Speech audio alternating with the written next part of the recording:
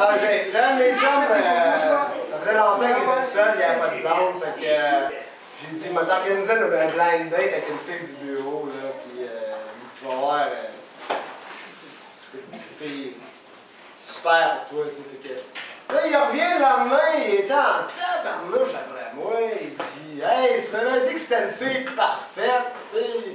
Il dit, calette, c'est loin d'une fille parfaite, les seins tombants, les yeux pochés, les dents roches, tout de travers. Ça, je t'ai dit, c'était une fille parfaite, tu sais.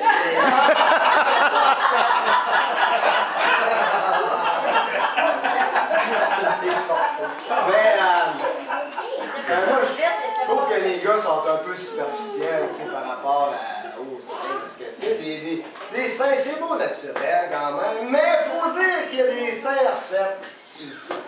C'est dur à battre, tu sais, c'est comme tout rond, c'est tout ferme.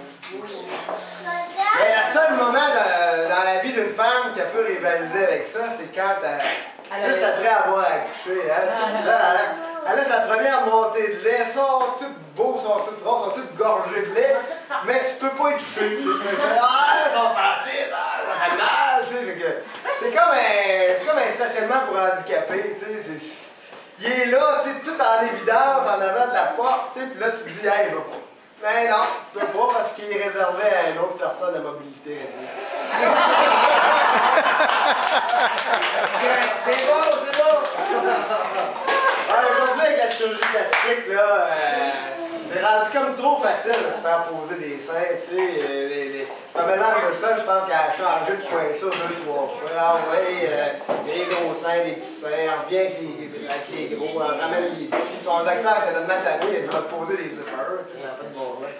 Mais à un moment donné, là, c'est tellement rendu facile qu'il y a un gars, je suis sûr qu'à un moment donné, il va s'en faire poser, juste pour jouer avec, tu sais. Les gars aussi sont rendus fuckés, là, faut l'admettre, là, tu sais.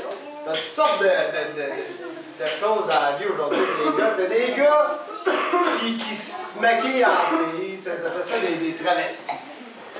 T'as des gars qui se font changer de sexe, c'est des transsexuels. Puis t'as des gars qui se maquillent en filles mais qui sont encore hétérosexuels, ça c'est des transgenres. C'est comme on sait plus, là, tu sais. Puis un gars qui serait, mettons, je ferais changer de sexe, mais qui demeurerait hétérosexuel, serait quoi? Un lesbien, je sais pas, tu sais. Mais ce genre de comportement-là chez l'homme, ça date pas d'hier. Ça a l'air que récemment, ils ont fait des fouilles archéologiques, ils ont trouvé chez les hommes des cavernes des traces qui avaient déjà des gens qui se déguisaient en femmes à cette époque-là. Chez les hommes des cavernes, ils ont trouvé des fossiles. Des fossiles.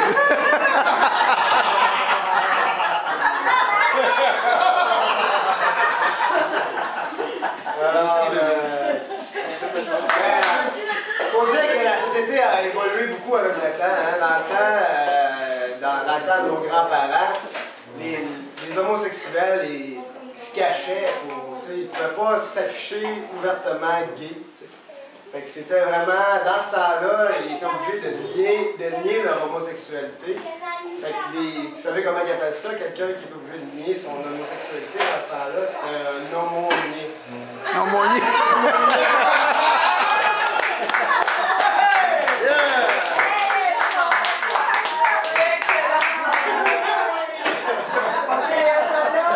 Très bonne! Alors, pour revenir aux femmes, j'ai découvert récemment que le mot utérus, c'est un mot qui vient du le mot... C'est grec? Non, excusez, le mot hystérie. C'est un mot qui vient du grec qui veut dire utérus. C'est ça, parce que, non, c'est vrai, c'est vraiment pas une blague, là. Tu sais, l'hystérectomie, c'est l'ablation de l'utérus. C'est vraiment... Alors, il y a 2000 ans de ça, les Grecs avaient découvert, en tout cas, ce qu'ils ne savaient pas finalement, c'est qu'ils trouvaient qu'une fois par mois ou à peu près, les femmes avaient des comportements bizarres qui étaient pas vraiment expliqués par la science, par la médecine, puis ils pensaient que c'était l'utérus de la femme qui se déplaçait dans le corps. Hey, tu sais, le SPM, là, ils avaient déjà découvert ça. On comprend pourquoi que les Grecs ont décidé de faire ça entre nous, à un moment donné, parce que, tu sais,